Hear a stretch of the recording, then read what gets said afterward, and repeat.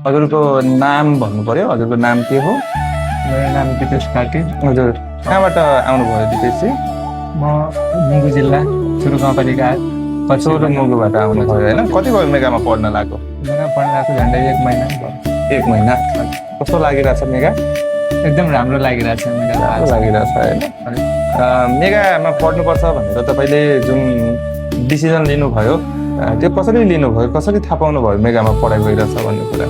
अब मेगाको टिकटक यताउति हेर्दाखेरि हजुर सामाजिक सञ्जालबाट सूचनाहरू हेर्नुभयो, मेगामा आएर भिजिट गर्नुभयो र त्यसपछि डिसिजन लिनुभयो होइन? हजुर त्यही हो। अनि मेगामा तपाईँलाई सबैभन्दा राम्रो लागेको पक्ष के छ?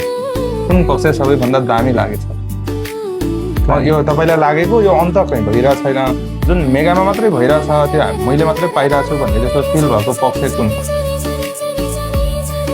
पक्ष त अब शिक्षा नै हो। म पहिला यतै आउँदाखेरि अरू चाहिँ थाहा थिएन, प्रायः मेगा चाहिँ हेर्ने गर्थेँ यता सामाजिक सञ्जालमा। हजुर त्यहाँ गाउँबाट आउँदा 2-3 दिनभित्रै यता आएर यता हजुरसँग एडमिसन गर्नुभएको होइन? याद गरेको। मतलब चाहिँ अन्य इन्स्टिट्युटको बारेमा तपाईँलाई केही थाहा नै छैन, सिधै मेगामा आउनुभयो, एडमिसन गर्नुभयो, पढ्नुभयो, राम्रो लागिरहेछ, निरन्तर पढिरहनु भएको छ, त्यही हो होइन? र एकदमै शुभकामना छ, राम्रोसँग निरन्तर पढ्नु पर्यो।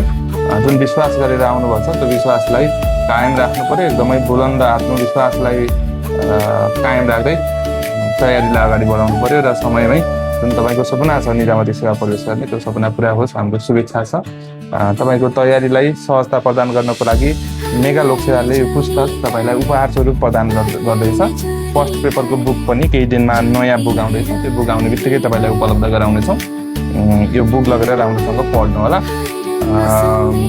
अब अरू साथीहरू जसले हामीलाई हेरिरहनु भएको छ, यदि तपाईँहरू पनि तपाईँको सपना पनि नेपालको सरकारी सेवा प्रवेश गर्ने सपना छ, लोकसेवा तयारी गर्ने सोचिरहनु भएको छ भने मेगा लोकसेवामा नयाँ ग्रुप आजबाट नयाँ ग्रुपमा तयारी कक्षा सुरु भएको छ।